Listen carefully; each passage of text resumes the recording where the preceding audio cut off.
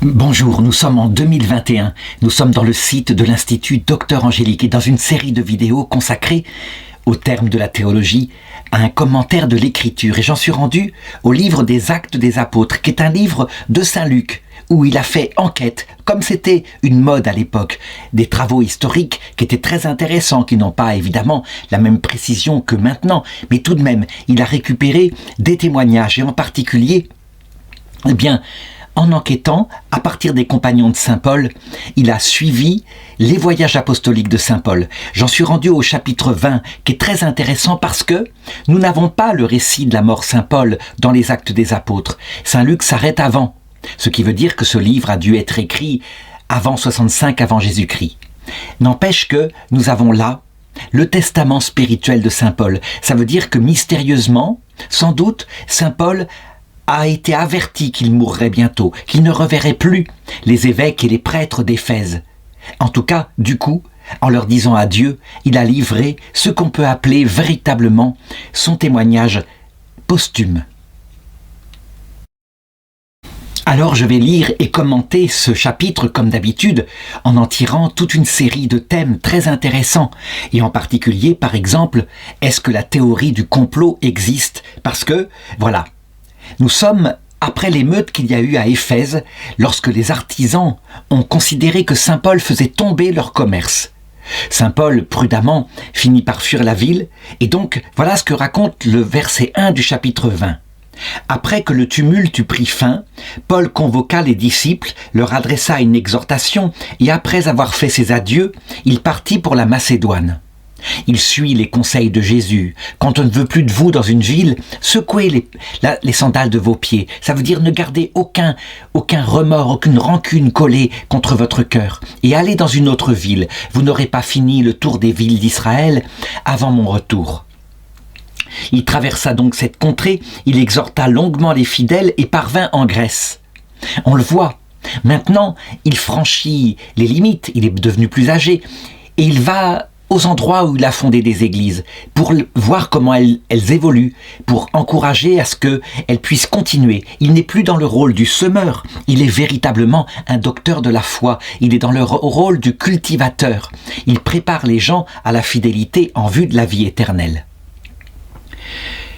Il traversa donc cette contrée, il exhorta longuement les fidèles et parvint en Grèce, où il resta 3 mois, un complot fomenté par les Juifs contre lui, au moment où il allait s'embarquer pour la Syrie, le décida à s'en détourner par la Macédoine.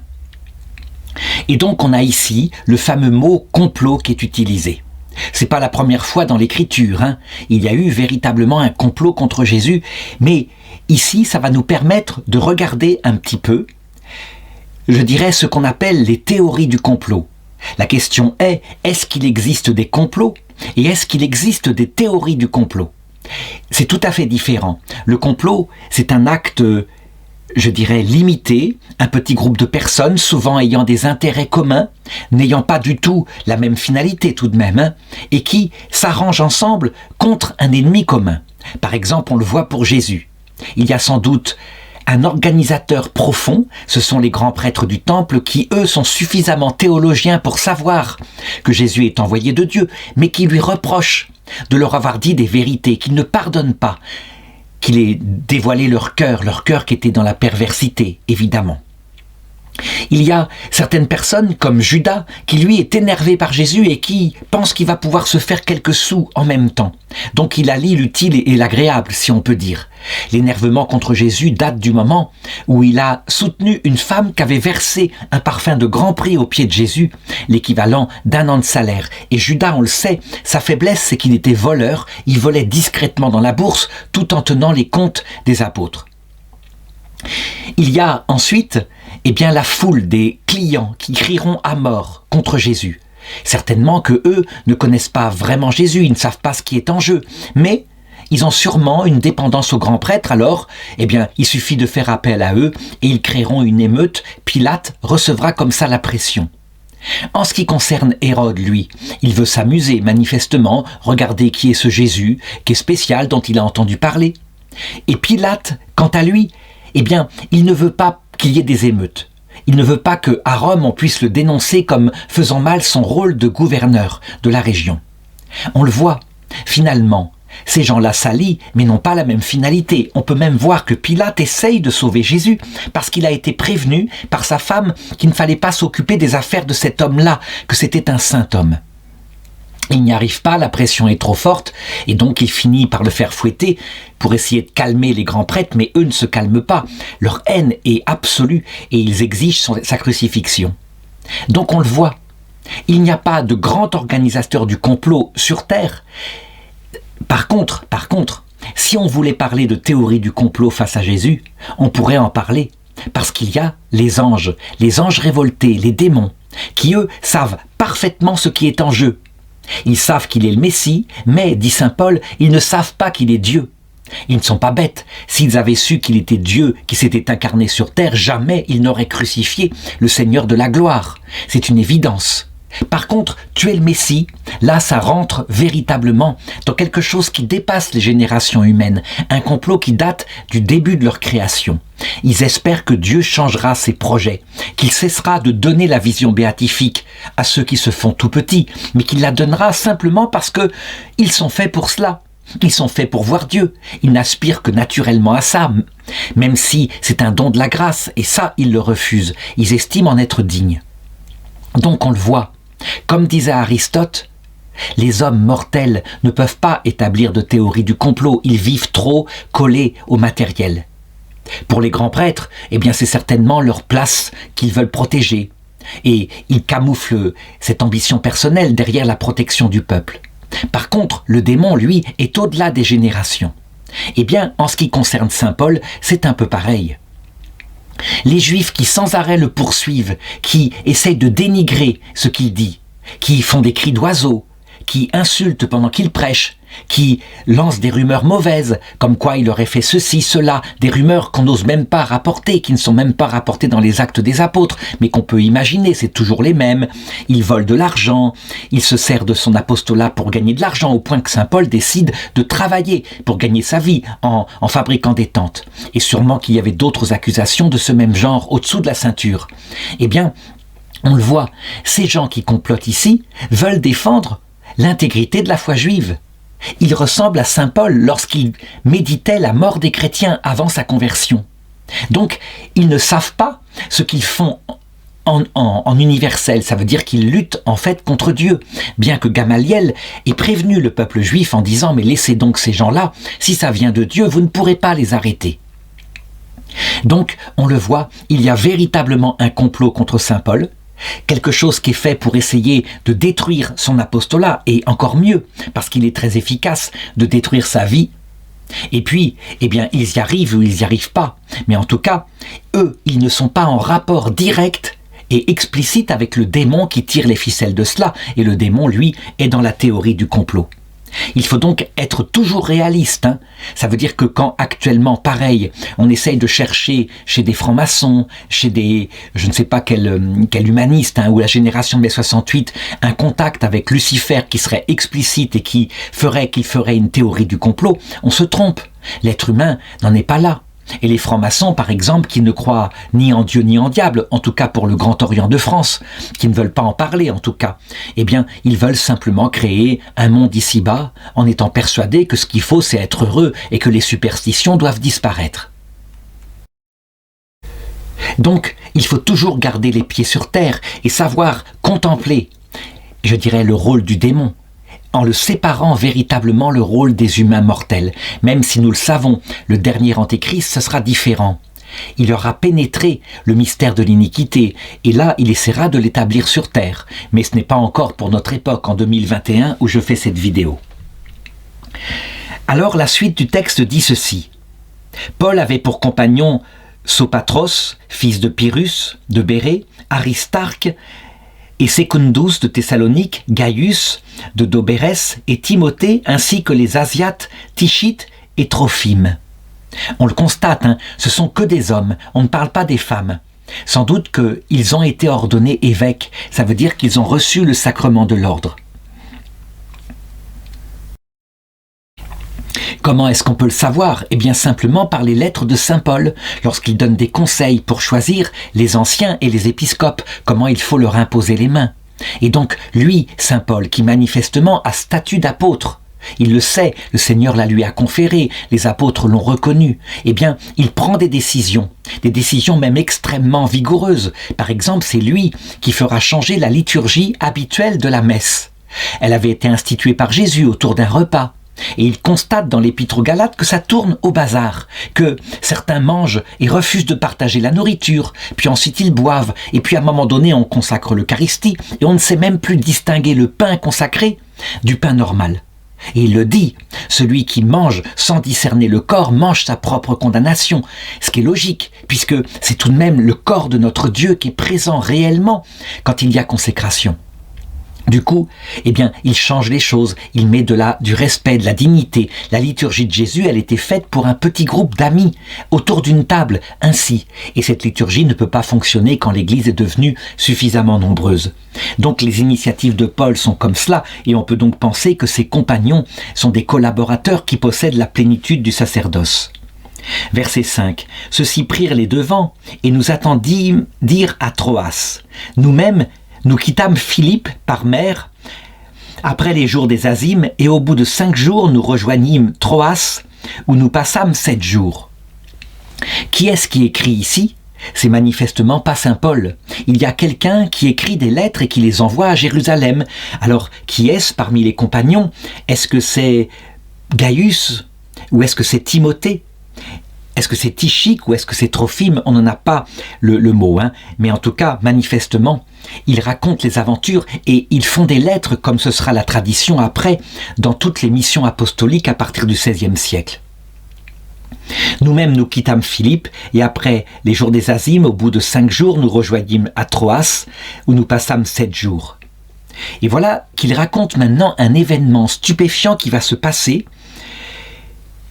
donc à Troas. Le premier jour de la semaine, donc le dimanche, nous étions réunis pour rompre le pain. On le voit, la tradition s'était répandue d'imiter Jésus et de célébrer sa résurrection tous les dimanches. Paul, qui devait partir le lendemain, s'entretenait avec eux, il prolongea son discours jusqu'au milieu de la nuit. On peut donc dire que Paul, il explique les choses, il prend son temps, il est dévoué. Il ne compte pas ses heures, et l'Église en elle-même, on y voit la ferveur, puisqu'elle est prête à écouter toute la nuit les discours de Paul, sans dormir du tout.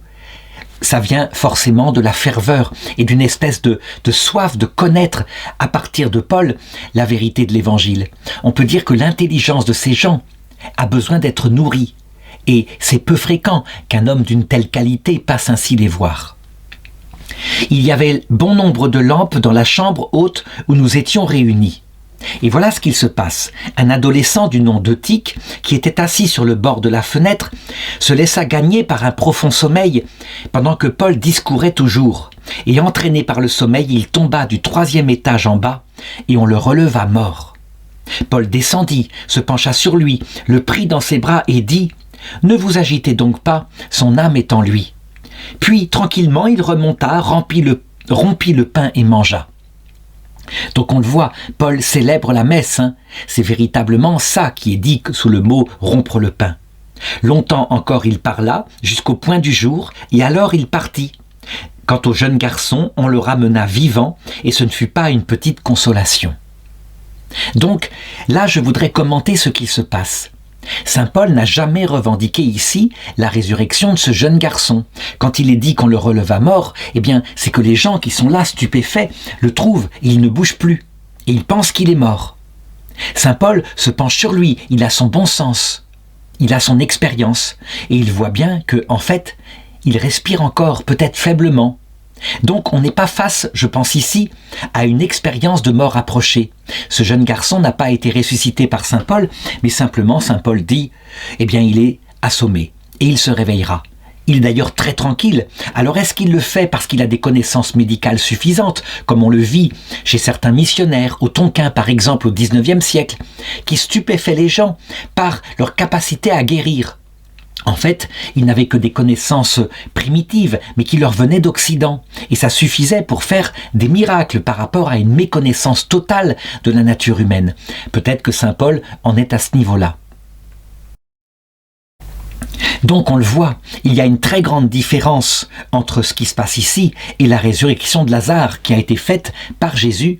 Eh bien, Lazare sentait mauvais, il avait été mis dans le tombeau, les gens en avaient témoigné. Ça veut dire qu'il était déjà décomposé. Là, c'est une vraie résurrection de quelqu'un qui est mort, alors qu'ici, c'est plutôt une réanimation, comme on en fait maintenant. Alors peut-être certains objecteront aux commentaires que je fais en disant « Mais non, on le releva mort, donc il était vraiment mort. » Oui, mais saint Paul dit « Ne vous agitez pas, donc pas, son âme est en lui. » Si son âme est en lui, c'est qu'il n'était pas mort. Il était assommé. Alors le texte continue, verset 13. « Pour nous, prenant les devants par mer, nous fîmes voile vers Assos, où nous devions reprendre Paul. Ainsi en avait-il disposé. Lui-même viendrait par la route. Lorsqu'il nous eut rejoints à Assos, nous le prîmes à bord et gagnâmes Mytilène. De là, nous repartîmes le lendemain et parvînmes à Chio. Le jour suivant, nous touchions à Samos et après nous être arrêtés à Trogilion, nous arrivions le jour d'après à Milet. Paul en effet avait décidé de passer au large d'Éphèse pour ne pas avoir à s'attarder en Asie. Il se hâtait afin d'être, si possible, le jour de la Pentecôte à Jérusalem. De Milet donc, il envoya chercher à Éphèse les anciens de cette église. Donc on le voit, saint Paul est attiré vers Jérusalem, il veut y retourner. C'est sans doute l'Esprit Saint qui l'y pousse. Et on voit que le voyage se fait à droite à gauche, mais qu'il ne veut pas s'arrêter à Éphèse, où il y a une église très forte, très développée, où il écrira d'ailleurs des lettres. Il ne veut pas s'arrêter à Éphèse parce que sinon il sait qu'il devra, parce que les gens le lui demanderont, rester des mois. Résultat, quand il est dit qu'il envoya chercher les anciens de cette église, les anciens, ce sont les presbytes. C'est comme ça que ça se dit. Ce sont donc les prêtres et les évêques. Évêque, ça se dit épiscope. Donc les responsables de l'église, il les convoque. On peut donc dire que saint Paul ici, si on modernisait les choses, a un rôle un peu d'archevêque métropolitain, de patriarche. C'est l'équivalent des patriarches qui se succéderont après en Orient et qui ont autorité sur les autres évêques. Tandis qu'en Occident actuellement, chaque évêque, même l'évêque d'une petite ville, a rang d'égalité avec un archevêque. Et l'archevêque n'a pas forcément d'autorité sur lui, à la différence du pape qui lui a autorité sur tous les évêques. Et c'est à partir de là que Paul va leur donner son testament. On peut le dire, d'une façon ou d'une autre, il a l'intuition qu'il ne les reverra pas, il le leur dit lui-même. Et donc, il faut lire le texte suivant comme étant ce que Paul nous laisse sur la terre, comme le font d'ailleurs souvent les saints.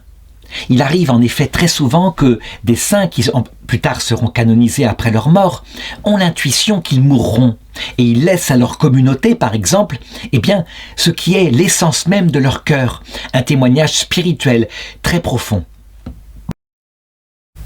Parfois, l'Esprit Saint donne aux saints la date et le jour de sa mort. Je me rappelle par exemple comment le père Emmanuel de Floris, qui était un homme simple, un ancien moine d'Ancalcac, avait fondé des ermitages dans les Alpes du côté de Montmorin, avait annoncé 1 an avant qu'il mourrait le jour de la Saint-Joseph, le 19 mars.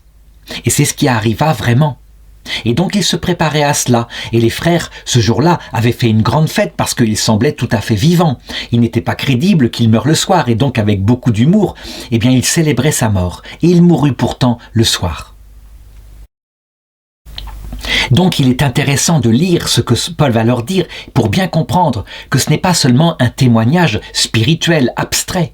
Non, il y met sa propre personne. Ça veut dire qu'il parle, il y met son cœur et il parle de son passé. Donc il y a une première partie où il raconte la manière dont il a évangélisé, la manière dont il a toujours voulu se comporter. Sans doute le fait-il aussi parce qu'il a été très attaqué sans arrêt par les complots juifs. Vous savez vous-même, dit-il, de quelle façon, depuis le premier jour où j'ai mis le pied en Asie, je n'ai cessé de me comporter avec vous, servant le Seigneur en toute humilité, dans les larmes et au milieu des épreuves que m'ont occasionné les machinations des Juifs. Quand il parle ici des Juifs, toujours traduire par les autorités des synagogues, le peuple juif en lui-même devenait grandement et je dirais très souvent chrétien. Il était très ouvert au message. Alors, Ici, saint Paul, il nous livre des choses concernant son cœur. On pense qu'il est une sorte d'intellectuel très précis et un homme d'autorité capable de sévir. Quand il parle ici, il décrit en toute humilité, avec des larmes et au milieu des épreuves.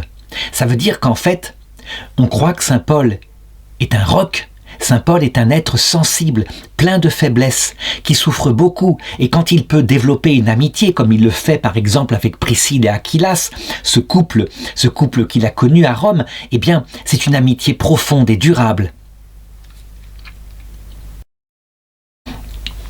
Donc je dirais, on ne connaît pas bien saint Paul, on devrait lire des passages comme ça pour comprendre ce qu'il était.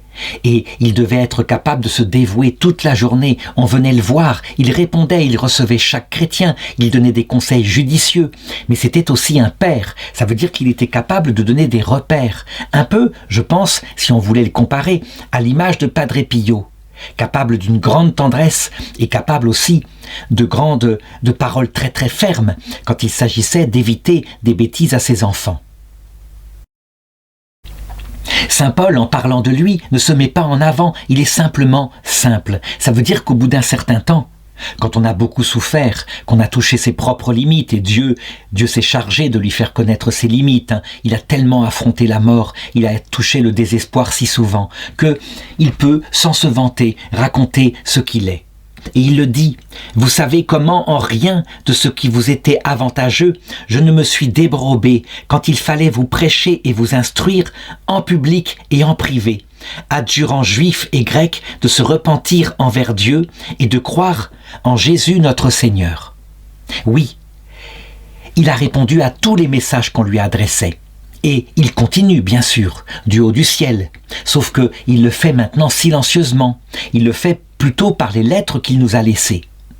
D'autres saints, au contraire, comme sainte Thérèse de l'Enfant Jésus, eh bien, elle le fait non seulement par les textes qu'elle nous a laissés, mais elle vient sur terre réellement, et par son action efficace, on a des tas d'apparitions où elle apparaît, où elle sauve des gens. Ça se passe pendant la guerre 14, la guerre 39, et puis bien après.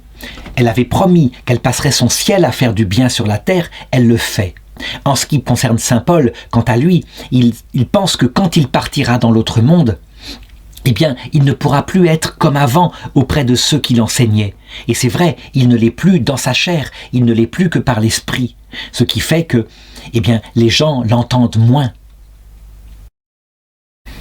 Je pense que plus on approchera de la fin du monde et plus les saints du ciel, à cause des grandes épreuves qu'il y aura sur la terre, se montreront par des rêves, par des signes, par des prodiges, et donc leur présence se multipliera sur terre pour nous aider, parce que les épreuves du dernier Antéchrist seront particulièrement terribles.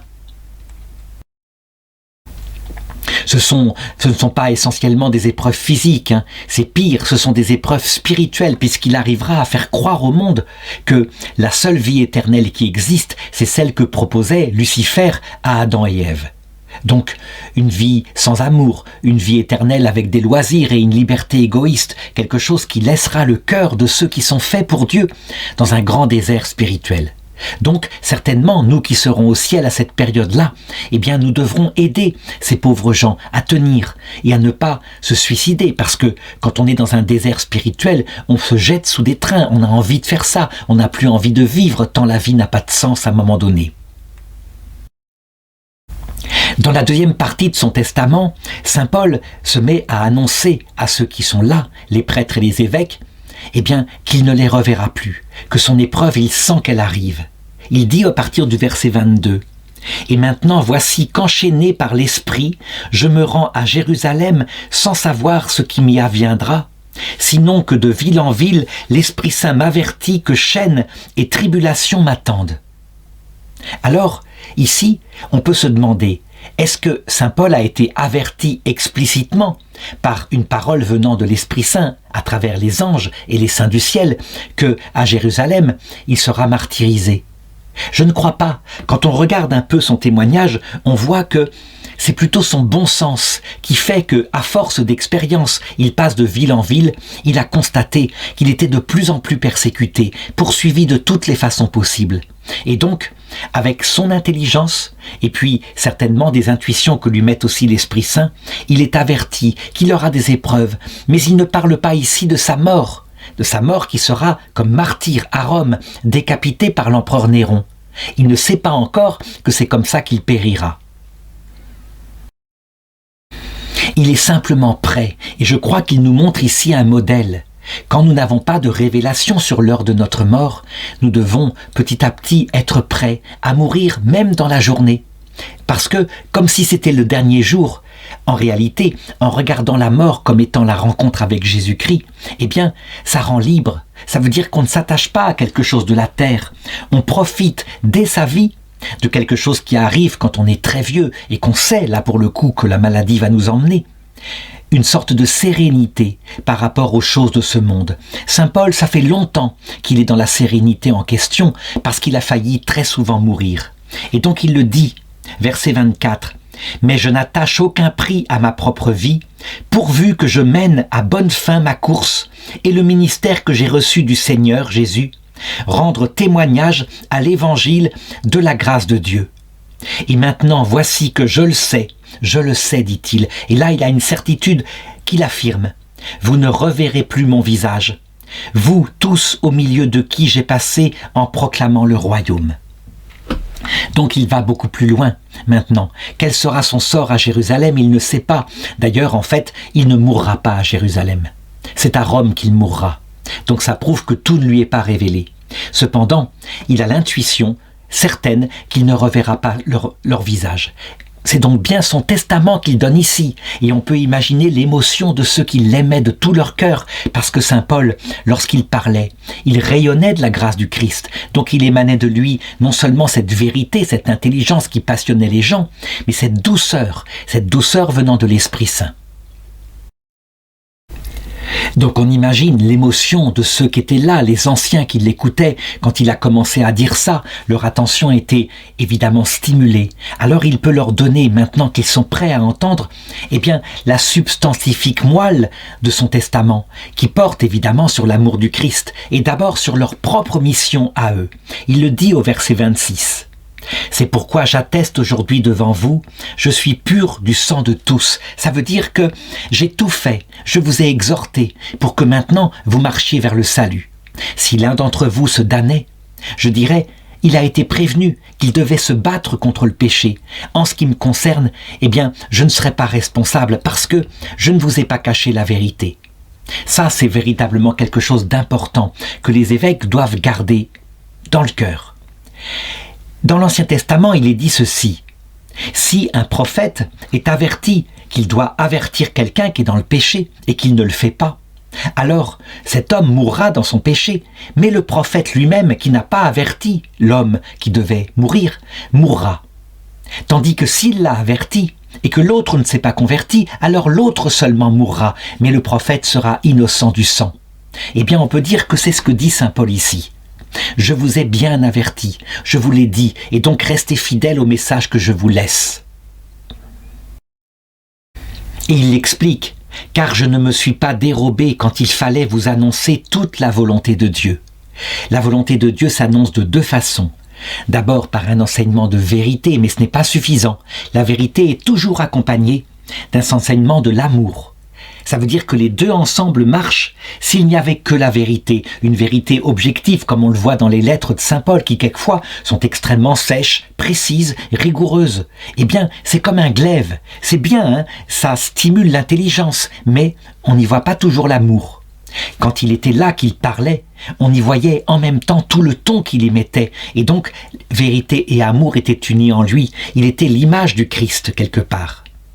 Et il leur dit ensuite, « Soyez attentifs à vous-même et à tout le troupeau dont l'Esprit Saint vous a établi gardien pour paître l'Église de Dieu, qu'il s'est acquise par le sang de son propre Fils. » C'est une tâche redoutable que d'accepter d'être un évêque ou un prêtre dans l'Église, d'être responsable d'âme. Il le leur dit. Maintenant, il leur passe le relais. C'est à eux de faire la même chose que lui. Ça veut dire de ne pas négliger aucun conseil, de recevoir tous ceux qui veulent recevoir un conseil d'eux, de leur enseigner la vérité, de leur enseigner l'amour du Christ. Il leur sera demandé compte à leur tour du sang de leurs ouailles. Chaque évêque devrait relire ce testament de saint Paul lorsqu'il accepte une telle charge, et les prêtres aussi, finalement. Est-ce que ça veut dire que du coup, on ne devrait pas demander à être prêtre et rentrer au séminaire? Non, il faut le faire. C'est une tâche redoutable, mais en même temps, c'est un service merveilleux.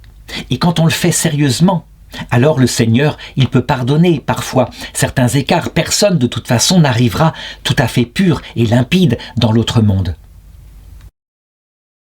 Par contre, quand un prêtre ou un évêque n'a pas fait son travail, qu'il n'a pas dit la vérité, qu'il a édulcoré par exemple durant ses sermons l'enseignement total de la vérité, parce qu'il ne voulait pas faire de vagues, et c'est malheureusement très souvent comme ça que les nonces apostoliques choisissent des évêques, quelqu'un qui sera un bon fonctionnaire et qui ne fera pas de vagues. Alors, dans ce cas-là, on peut dire que l'Église perd son sel, et ceux qui ont fait de tels choix devront en répondre devant le jugement dernier. En effet, la responsabilité de prêtre, d'évêque ou alors de catéchiste, c'est un ministère que le pape François vient d'établir pour bien montrer l'importance que les laïcs avaient. Eh bien, c'est une responsabilité redoutable. En effet, raconte saint Paul dans le passage suivant, il le sait très bien, il va s'introduire partout des faux prophètes et des diables qui essaieront de détourner les fidèles du salut. Verset 29.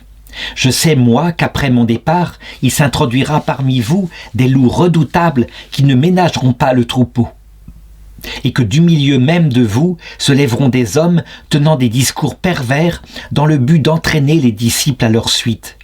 C'est pourquoi soyez vigilants, vous souvenant que 3 années durant, nuit et jour, je n'ai cessé de reprendre avec larmes chacun d'entre vous. Comment est-ce que saint Paul sait qu'il y aura des loups qui se lèveront? Eh bien parce que, simplement, il a l'expérience, il le sait. Et c'est vrai, à chaque génération, sans cesse, tout le temps, il s'est levé des loups, comme ça redoutables, qui enseignaient autre chose que la vérité. Alors, on le voit, il suffit de regarder maintenant, en 2021, où on voit qu'à peu près tous les ans, quelqu'un avec sûreté, avec une très grande force prophétique sur Internet, annonce au nom de l'Église la fin du monde. Et puis elle ne se produit pas. Ce sont évidemment des faux prophètes. Quelquefois, ils exagèrent, ils poussent les interprétations alors qu'ils n'y connaissent rien. Des interprétations dans un sens purement matériel. Je me souviens par exemple des prophéties bibliques sur le refuge qu'on a en se réfugiant en Dieu. Eh bien, de la part de ces personnes non instruites qui se prétendent instruites, ça devient un refuge sous terre avec des boîtes de conserve, comme si le salut éternel de l'âme pouvait venir d'une telle chose. On le voit bien, sans arrêt, on est confronté à des erreurs comme ça, et sans arrêt, ceux qu'on charge d'âme doivent, à temps et à contre-temps, rappeler la vérité de l'Évangile, dans la fidélité aux 3 canaux de la révélation que sont la tradition sainte, qui a produit l'écriture, et le magistère qui l'interprète authentiquement. Si 2000 ans après ce discours de saint Paul, nous faisons le bilan, nous regardons exactement ce que saint Paul avait prophétisé, nous voyons qu'il n'a pas menti, il s'est passé exactement les choses qu'il est indiqué ici, et que malheureusement, il y a eu des générations de prêtres, d'évêques, de papes qui n'ont pas été fidèles à l'avertissement de saint Paul, qui n'ont pas prêché à temps et à contre-temps, qui se moquaient complètement de l'évangile, qui faisaient une carrière sur terre. Alors, il faut prier pour ceux-ci, parce que, en acceptant une charge si redoutable, évidemment, ils se sont mis un poids de regret lorsqu'ils arrivent de l'autre côté face au Christ. C'est tellement absurde de gagner l'univers et de perdre son âme. Heureusement que nous avons un Dieu miséricordieux, mais ces personnes-là, évidemment, loin d'aller en enfer, parce que tout de même, eh bien, leur cœur est capable de se convertir. Elles se condamnent elles-mêmes très souvent à un dur purgatoire, tellement elles regrettent d'avoir eu un moment une charge aussi précise et de ne pas l'avoir exercée comme il le fallait. Nous avons au contraire, au cours de l'histoire de l'Église, des évêques qui ont été canonisés. Je pense par exemple à saint Ambroise de Milan. Il me vient comme ça, parce qu'il avait dit, au moment où on l'ordonnait évêque, lui qui était jeune converti, « Je savais que je n'étais pas fait pour être évêque. Je le savais, et j'avais bien raison. » En réalité, il est l'un des plus grands évêques de l'Église catholique, mais simplement, il était comme saint Paul, plein d'humilité, et il pensait, à la fin de sa vie, qu'il n'avait pas exercé sa charge comme il le fallait.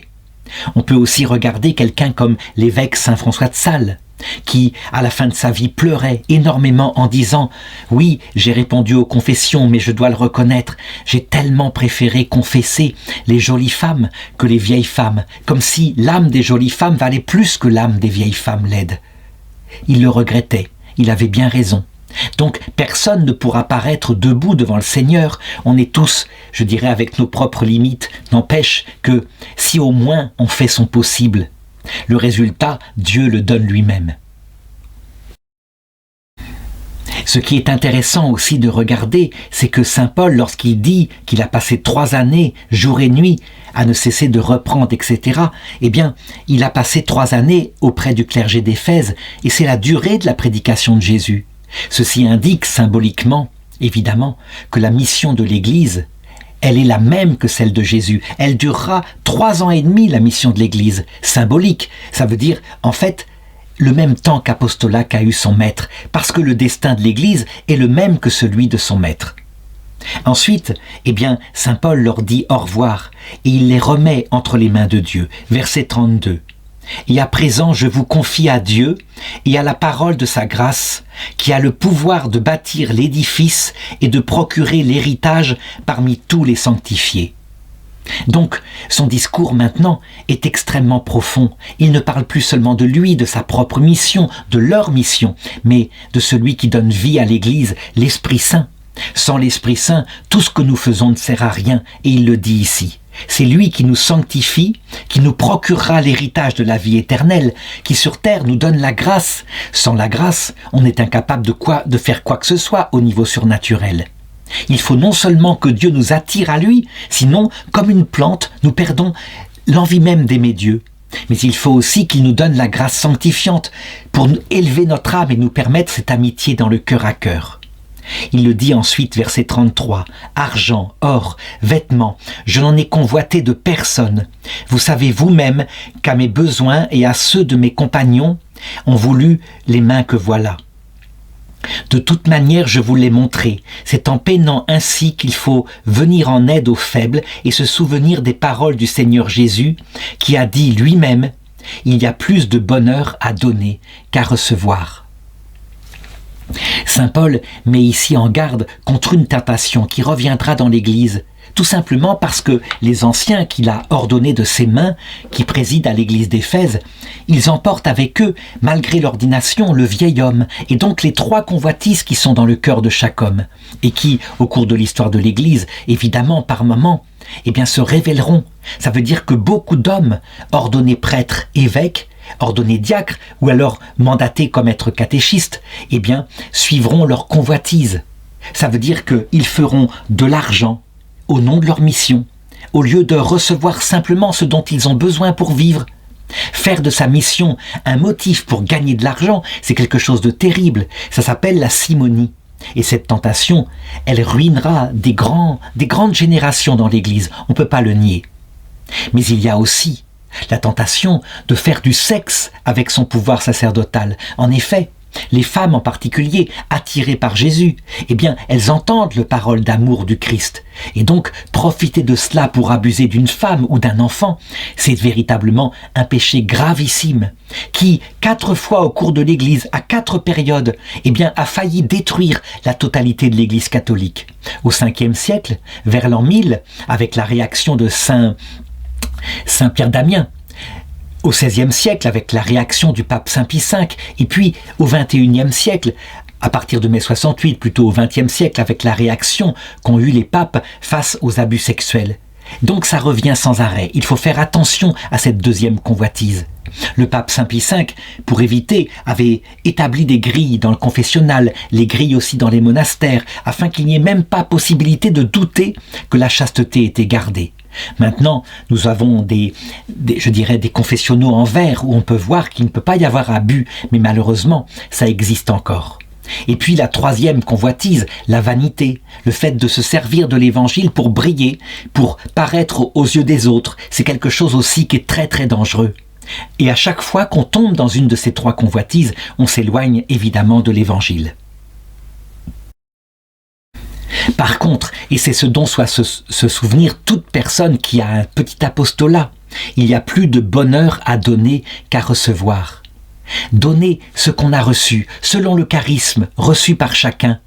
Saint Paul, lui, il a le charisme des docteurs. D'autres auront le charisme plutôt des convertisseurs, que chacun donne à sa mesure. L'Église, elle est faite de plusieurs personnes, et il ne faut pas que des docteurs, bien sûr.